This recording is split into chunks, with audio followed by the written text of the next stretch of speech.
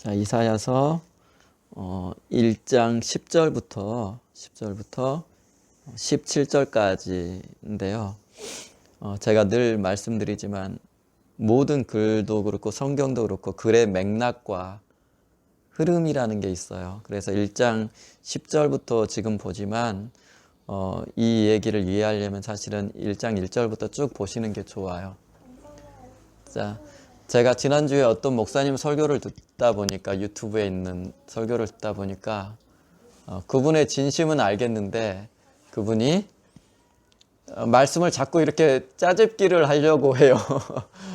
제가 말씀드리지만 그렇게 성경 보시면 안 됩니다. 왜냐하면은 예를 들어서 구원이라는 단어도 그 맥락에서 가지고 있는 고유한 의미가 있어요. 제가 죄라는 단어도 전부 의미가 다르다고 말씀드린 적 있죠. 그렇기 때문에 항상 그 맥락 가운데서 그 용어의 뜻을 밝혀내셔야 돼요.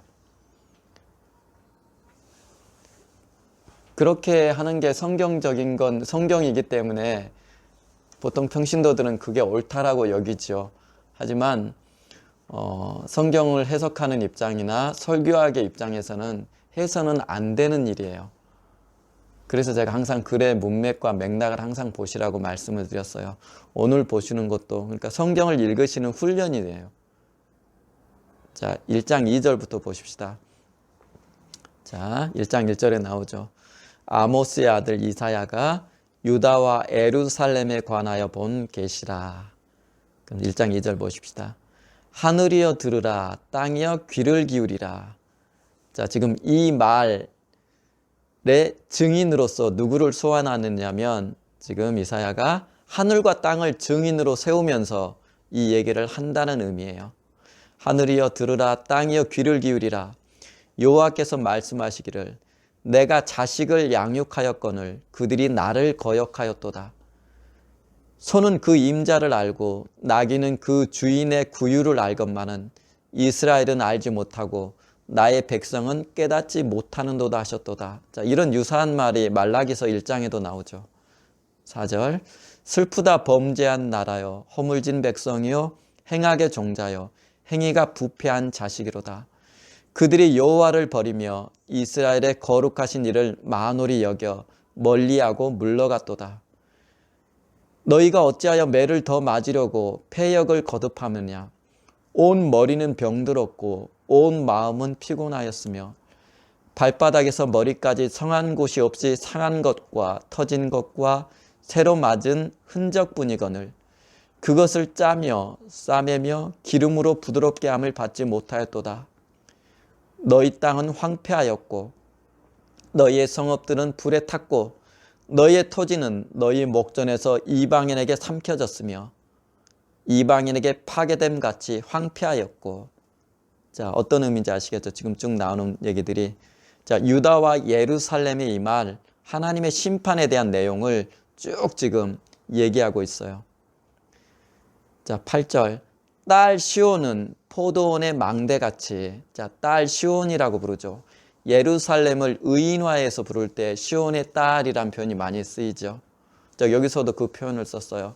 딸 시온은 포도원의 망대같이 참외밭의 원두막같이 애워싸인 성읍같이 겨우 남았도다. 자, 포도원의 망대만 남았어요. 망대가 포도원의 의미는 포도 자체가 의미가 있겠죠. 근데 포도는 없어지고 망대만 남았어요. 껍데기만 하나 있는 거예요. 그 다음도 마찬가지예요. 참외밭에 참외는 없고 원두막만 남았어요. 이게 뭔 의미가 있겠어요? 자, 이런 비유를 했어요. 자, 9절 만군의 여호와께서 우리를 위하여 생존자를 조금 남겨두지 아니하셨더라면. 자, 여기서 우리가 누구겠어요? 자, 이거 생각해 보시고 우리가 소돔 같고 고모라와 같았으리로다. 너희 소돔의 관원들아 여호와의 말씀을 들을지어다. 너희 고모라의 백성들아 우리 하나님의 법에 귀를 기울일지어다. 자, 지금 소돔과 고모라의 얘기를 하는 건가요? 자, 여기서 말하는 소돔과 고모라는 누구를 가리키는 말이에요? 너희라고 돼 있죠. 그렇죠. 유다와 예루살렘을 가르치는 말이에요. 그래서 너희라고 그랬죠. 그러면 소돔의 관원들아 여호와의 말씀을 들으라, 너희 고모라 백성들아, 이렇게 지칭한 게 너희예요. 그러면 위에 있는 우리는 누구겠어요? 그렇죠. 너희가 우리예요. 다시 말해서 하나님께서는 유다와 예루살렘을 소돔과 고모라 백성들이라고 보시는데 그들은 뭐라 그래요? 아니야, 우리가 남은 자고 우리가 소돔과 고모라가 아니야 라고 생각을 하는 거예요. 이해되시죠? 이게 어떤 말인지. 그게 9절의 말이에요. 하나님은 너희가 소돔과 고모라 백성이야 라고 말씀하시는데 그 유다와 예루살렘 뭐라 그래요? 우리는 그들 아니야, 우리는 소돔과 고모라 아니야 라고 생각하는 거예요. 그들이 자신을 여기는 생각과 하나님께서 그들을 여기시는 생각과 다른 거예요 지금. 자, 11절 여호와께서 말씀하시되 너희의 무수한 재물이 내게 무엇이 유익하뇨? 나는 순양의 번제와 살찐 짐승의 기름에 배불렀고 나는 숫송아지나 어린 양이나 순념소의 피를 기뻐하지 아니하노라. 12절 너희가 내 앞에 보이러 오니 이것을 누가 너희에게 요구하였느냐. 자, 말라기서도 이런 유사한 구절 나오죠. 내 마당만 밟을 뿐이니라. 누가 저 성전 문 좀 제사 드리러 오지 않게 성전 문 좀 닫았으면 좋겠다라는 말씀이 말라기에서 나오죠. 자, 똑같은 얘기를 지금 여기서도 하시죠. 너희가 내 앞에 보이러 오니 이것을 누가 너희에게 요구하였느냐.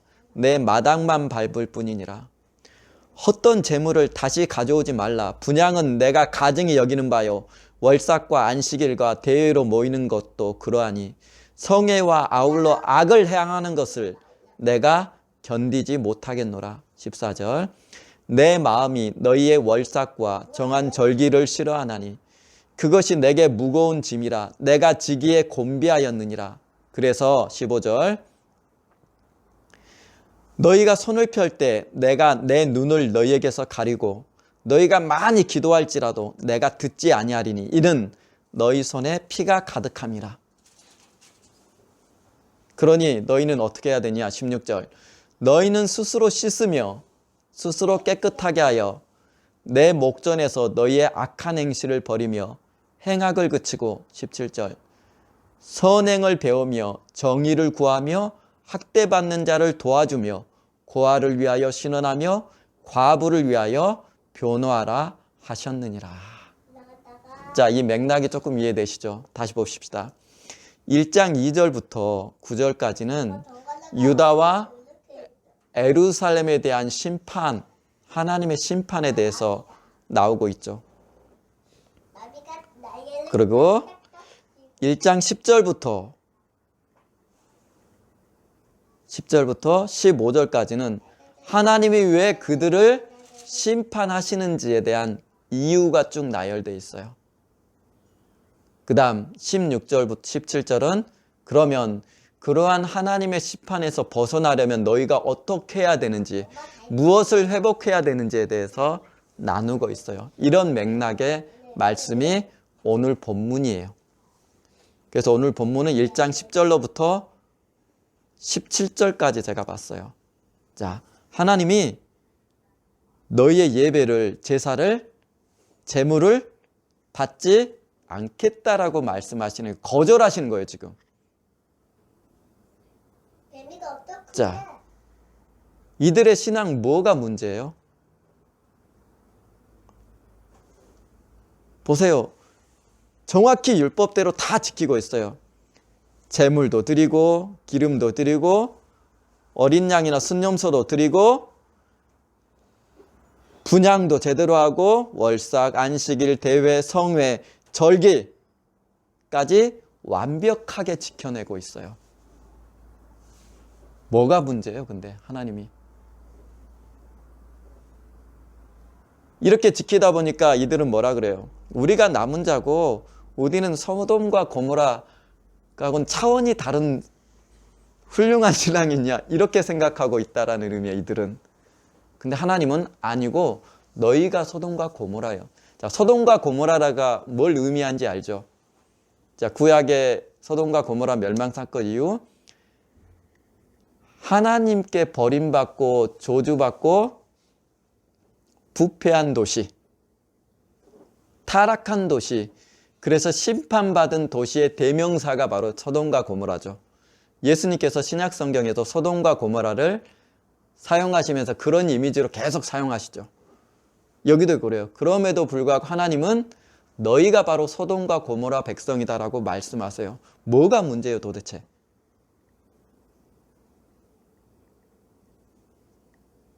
예배도 잘 드리고 요즘식으로 말하면 11조도 잘하고 헌금도 잘하고 새벽 기도도 잘 나와요. 월사 기도에도 잘 나오고 일천번대도 드리고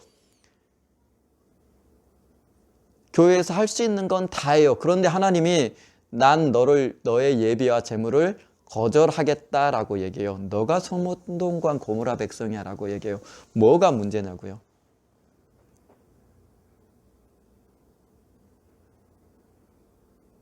뭐가 문제일까요? 너희가 내 앞에 보이러 오니 12절 보세요. 자, 유대인들은 1년에 3차례 반드시 그 무교절과 칠절절 초막절에 성전에 나와서 빈손 들고 오지 말라는 신명기 말씀에 따라 제물을 드리고 오죠. 자, 이런 것까지 완벽하게 해요. 도대체 뭐가 문제예요, 이들에게?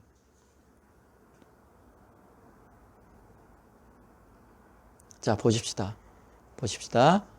자, 13절 하반절 한번 보세요. 그러하니 성회와 더불어, 제가 다시 읽을게요. 13절. 헛된 재물을 다시 가져오지 말라. 제발 재물 갖고 오지 말라. 분향은 내가 가증히 여기는 바요. 월삭과 안식일과 대회로 모이는 것도 그러하니 성회와 아울러 너희가 뭘 행한다는 거예요? 줄거워 보세요. 악을 행하는 것을 내가 견디지 못하겠노라. 이것 때문이에요. 너희들이 예배도 오고 재물도 갖고 오고 절기도 잘 지키고 성회도 잘 해요. 그런데 재물도 어린 양이나 순념소 흠없는 거 잘 드려요. 그런데 뭐가 문제라는 것이에요? 그런 것과 아울러 너희가 뭘 행해요? 악을 행하는 것을 내가 견디지 못하겠노라. 이 악이 뭐예요 그러면? 자, 이 똑같은 맥락이 뒤에 나와요. 15절 보세요. 너희가 손을 펼 때 하나님께서 너희 기도도 듣지 않겠다라는 거예요. 유대인들은 솔로몬이 성전을 세우고 나서 기도할 때 뭐라 그래요? 성전을 향하여서 기도할 때 하나님 들으시고 라고 하죠. 자, 그래서 성전 안에서 성전을 향해서 기도해요. 너희가 손을 펼 때 내가 내 눈을 너희에게서 가리고 너희가 많이 기도할지라도 내가 듣지 않겠다. 왜요? 이는 너희 손에 피가 가득함이라 라고 돼 있죠. 여기서 말하는 피가 뭐겠어요 그러면? 자, 똑같은 맥락으로 보시면 돼요. 13절 하반절에 성회와 더불어 악을 행하는 것. 이것을 여기서 피라고 표현했어요. 다시 말해서 죄란 뜻이에요. 너희가 기도하는데도 불구하고 너희 안에 뭐가 있어요? 악, 피, 곧 죄가, 악이 제사와 예물과 절기에 모이는 것과 월삭을 지키는 것과 그 모든 것과 함께 하더라라는 것이에요. 이것 때문에 내가 너희의 예배를, 제물을 거절하겠다라고 하나님이 말씀하세요. 자, 16절 보세요. 너희는 스스로 씻으며 스스로 깨끗하게 하여 내 목전에서 또 나오죠. 하나님께서 예배를 받지 않으시는 세 번째 이유예요. 너희의 악한 행실을 버리고 행악을 그치라 라는 얘기예요. 네 행실 자체가 악한데 너희들이 행악을 여전히 버리지 않는데 그러고 와서 예배드리러 온다라는 것이에요. 지금 하나님 말씀은. 근데 그 행악의 대상이 누구예요? 17절에 나오죠. 선행을 배우며 정의를 구하며 학대받는 자를 도와주며 고아를 위하여 신원하며 과부를 위하여 변호하라 하셨느니라. 무슨 얘기예요? 고아와 과부와 나그네, 구약 성경 그리고 신약에서 일관되게 사회적 약자라고 부르는 자들이에요. 다시 말해서 교회가 아닌 너희의 일상의 삶 속에서 사회적 약자에 대한 너희의 악한 행실, 그들에게 행하는 악, 그들에게 행하는 피, 죄, 이것을 버리지 않고 그 행실을 바꾸지 않고 그대로 와서 너희가 나에게 제물을 드리면서 예배한다고 한다는 뜻이에요, 지금. 예배와 함께 사회적 정의, 곧 고아와 과부와 나그네를 돌보는 것을 게을리하고 너희가 그것과 아울러서 예배도 드린다라는 것이에요.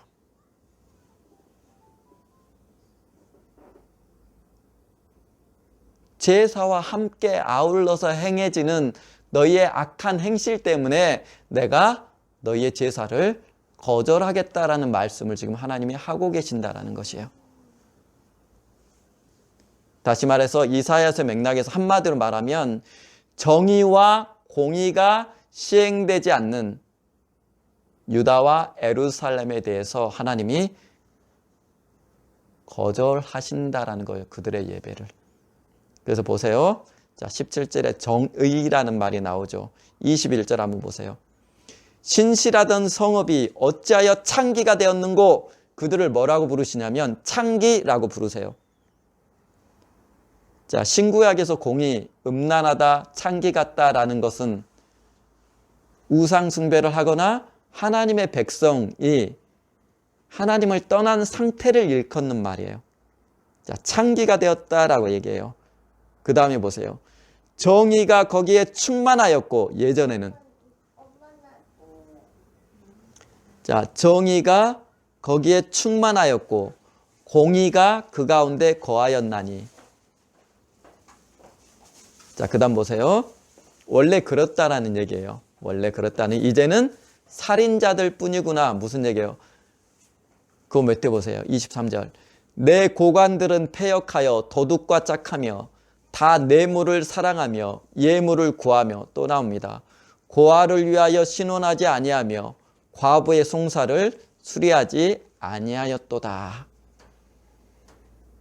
유다와 예루살렘 사회에 이런 사회적 약자에 대한 정의와 공의가 과거에는 충만했었는데, 이제는 그 신실하던 성읍이 소돔과 고모라처럼 그들과 짝해서 그들의 고열을 빨아먹고, 자, 3장 15절에 보면 이런 말도 있어요.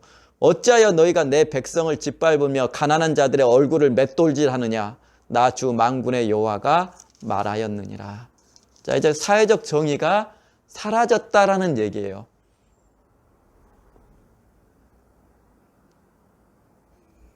그들을 부르는 말이 창기요 살인자라고 지금 하나님이 부르시는 것이에요. 다시 말해, 사회 가운데서 하나님의 백성들이 하나님이 원하시는 정의와 공의를 행했었는데, 그것이 사라지고 오히려 사회적 약자들의 고열을 빨아먹으면서도 회개함 없이, 그 악에 대한 돌이킴 없이 그대로 와서 예배를 드리면서 하나님이 이 예배를 받으실 것이다, 하나님이 내 기도를 들으실 것이다 라고 생각한다라는 것이에요. 이 성애와 아울러 행하는 악 때문에 내가 너희를 거절하겠노라 라는 말씀이 지금 오늘 하시는 말씀이에요.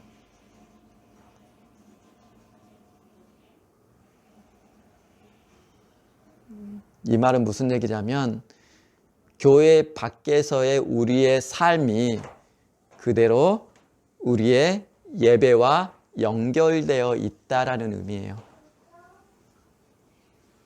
이 말은 우리의 삶 자체가 예배라는 사도의 말과 똑같은 맥락의 얘기를 이사야에서 하고 있다라는 얘기예요, 지금.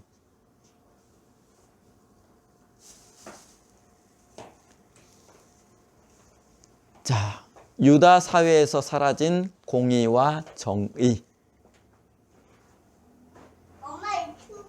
사회 가운데서 공의와 정의, 사회적 약자에 대한 공의와 정의가 사라지자 예배 가운데서도 문제가 발생했다라는 의미예요, 지금. 아주 어려운 말이 그래서 여기 나와요. 공의와 정의라는 말이. 자, 구약 성경의 시편에 굉장히 많이 나오는 말이죠. 자, 정의란 말은 미슈파트란 말이고 공이란 말은 제데크란 말인데, 근데 우리 성경에 일관되게 번역하지를 않아요, 이 단어를. 때로는 공의, 의라고 번역하기도 하고, 공법을 뭐 하수같이 그런 말 나오죠. 공법이라고 번역하기도 하고, 때론 양쪽을 바꿔서 번역하기도 해요, 성경마다. 요즘 우리가 쓰는 개역 개정판이 조금 나눠서 번역을 했어요. 그런데 항상 공의와 정의는 같은 문장에 같이 쓰여요. 다시 말해서 같은 맥락으로 보시면 돼요. 굳이 나누자면 정의란 말은 공적에서의 옳고 그름, 법, 심판, 재판의 의미, 그리고 공의란 말은 삶에서 실현되는 정의란 말이죠. 그러니까 정확히 말하면 공의란 말이 정의란 말을 아울러 포함하고 있는 말이 되죠. 어쨌든 같은 맥락의 말이에요. 그런데 이것은 누구를 향해서 존재하는 말이냐면 사회, 교회 바깥의 이웃에 대해서 이웃을 전제한 단어란 말은 너무나 확실해요. 이 두 단어가. 이웃과의 관계에서 적용되는 단어란 말은 너무나 확실한 단어 말이에요. 이 말이. 그래서 이웃, 사회적 약자들에 대해서 우리가 악을 행하면서 동시에 하나님께 예배드릴 수는 없다라는 얘기예요. 지금 하나님 하시는 말씀은. 신약의 예수님에 대한 가르침하고 사실은 똑같은 얘기를 하는 거예요. 사도도 얘기하잖아요. 그 얘기를. 자, 사도 요한이 요한 1서에 얘기하죠. 너희가 이웃을 미워하면서 이웃을 사랑하지 않으면서 어떻게 보이지 않는 하나님을 사랑할 수 있다라고 얘기하느냐라고 요한 1서에 얘기하죠.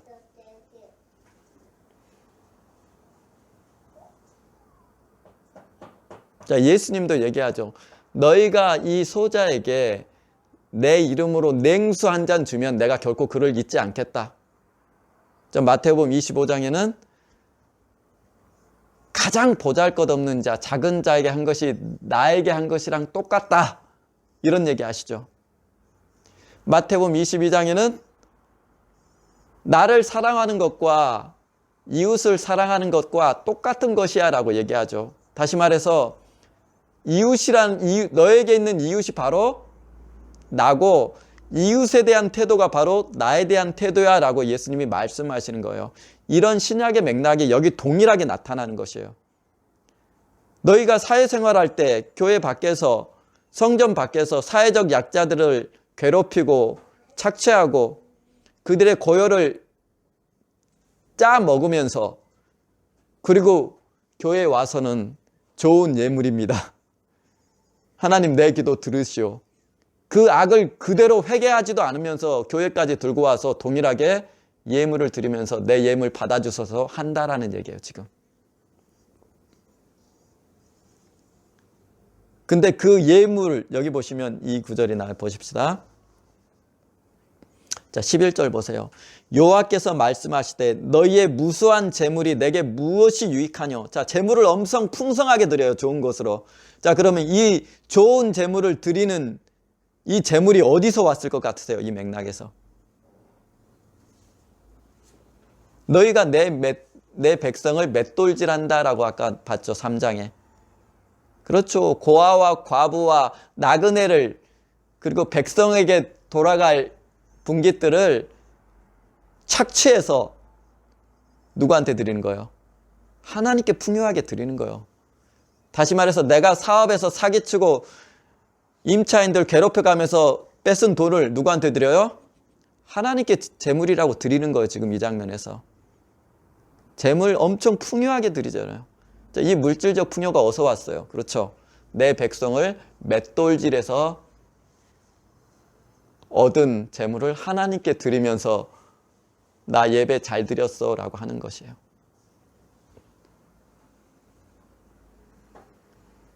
자, 최일도 목사님 책에 보면 이런 얘기가 나와요. 정장리 588 거기서 홍둥가에서 사역을 하셨죠. 자, 몸 파는 여성들이 와서 몸 팔아 받은 돈을 하나님께 헌금으로 드려요. 이거 어떻게 생각하세요, 여러분?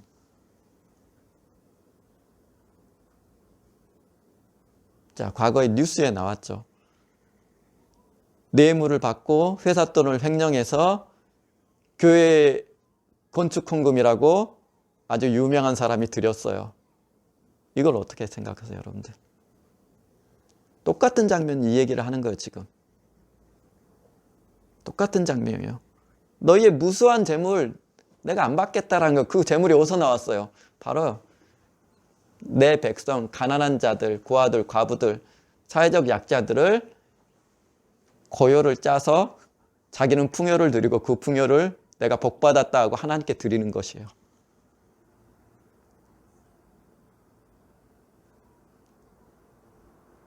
본인은 즐거워하겠지만 하나님은 받으실까요? 안 받겠다라는 것이에요. 그 여성이 자기의 삶을 고치지 않는 한 나는 거기서 나온 그 재물 받지 않겠다라는 것이에요. 네가 뇌물 받고 횡령해서 그 재물을 나한테 가져오는데 난 그까이 거 필요 없다라는 거예요. 네 행위나 똑바로 하라는 것이요. 나는 너를 거절한다라는 얘기를 하시는 것이에요.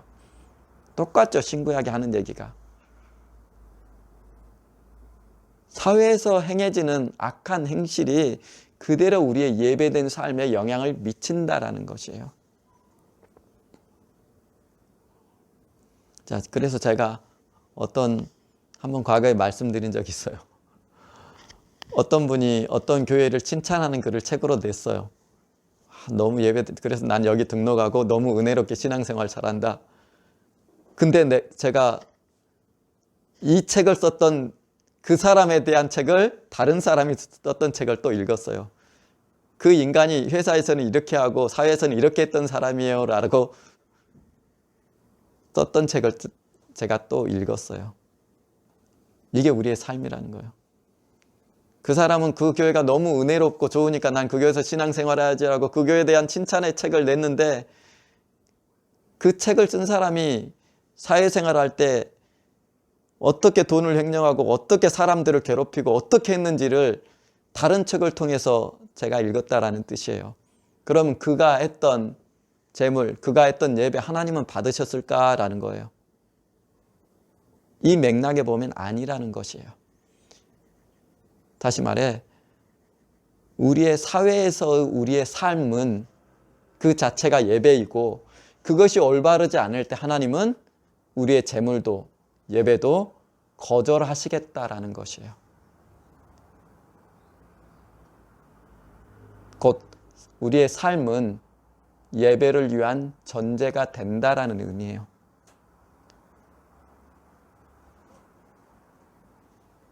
자, 어떠세요, 여러분들?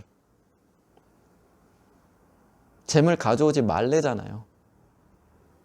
내가 네 기도 안 받겠다라는 것이요. 근데 여러분들 떳떳하게 와서 여러분의 삶에 돌이킴 없이 여전히 교회 밖에서 악을 행하면서 여러분보다 약한 세입자나 여러분의 직원이나 그들에게 합당한 대우하지 않으면서 룰루랄라 난 예배 잘 드렸어라고 콧노래 부르고 그 재물로 하나님께 예물 드리거나 그러진 않아요?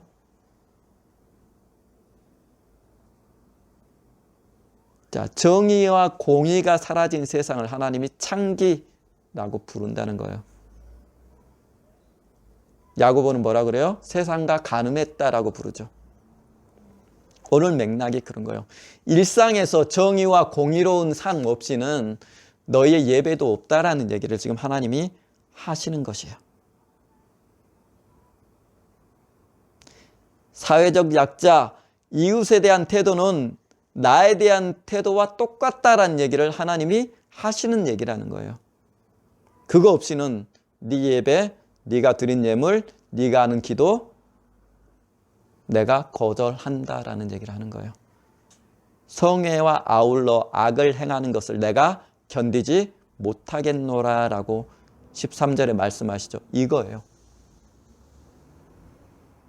자, 그럼 하나님의 심판을 어떻게 피할 것인가? 16, 17절에 나오죠. 너희는 스스로 씻고 스스로 깨끗하게 하여 내 목전에서 너희의 악한 행실을 버려라. 선행을 배우며 정의를 구하며 학대받는 자를 도와주고 고아를 신원하며 과부를 위하여 변호하라 하였느니라.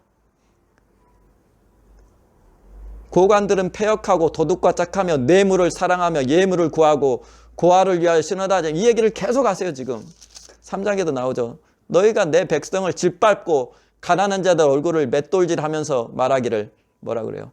하나님 나를 도우소서. 이렇게 얘기한다는 거예요. 그렇죠? 그렇죠?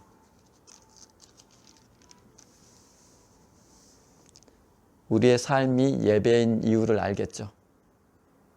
그래서 저 개인적으로 드지만 진짜 그리스도인지 그 사람이 알려면 그가 사회생활하는 걸 보면 돼요. 초대교회에서 집사를 세울 때 그런 기록이 있어요. 그 동네 가서 그 사람의 평판을 들어본다고 하죠. 직접 사도 바울이 얘기하죠. 이웃에게 선한 증거를 받아야 하는 자야 된다고 얘기를 하죠. 교회에서는 여러분들이 다 포장되어 있기 때문에 다 훌륭한 사람 같이 보여요. 여러분의 회사 직원도 여러분을 그렇게 평가할까요? 집사 세울 때 초대교회에서 했다는 기록이 있어요. 그리고 실제로 사도가 이웃에게 선한 증거를 받은 자라야만 가능하다고 얘기해요. 이웃에게 칭찬 듣는 사람들. 여러분의 삶은 여러분의 가족과 회사 사람들이 더 잘 알아요. 그들에게 손가락질 받으면 주일날 예배 나오는 여러분의 예배와 기도를 하나님이 거절하시겠다라는 것이에요. 그들 스스로 알아요. 공의와 정의가 무엇인지 인간은. 두렵죠, 이 말씀이.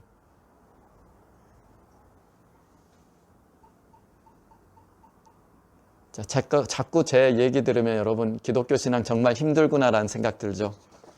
예수 믿는 거 정말 어려운 거구나. 예, 어려운 거예요. 예수 믿는 거 정말 어려운 거예요. 내가 죽지 않으면 결코 그리스도인이 될 수 없어요. 대신 내가 죽으면 이렇게 행복할 수 없는 게 예수 믿는 거예요.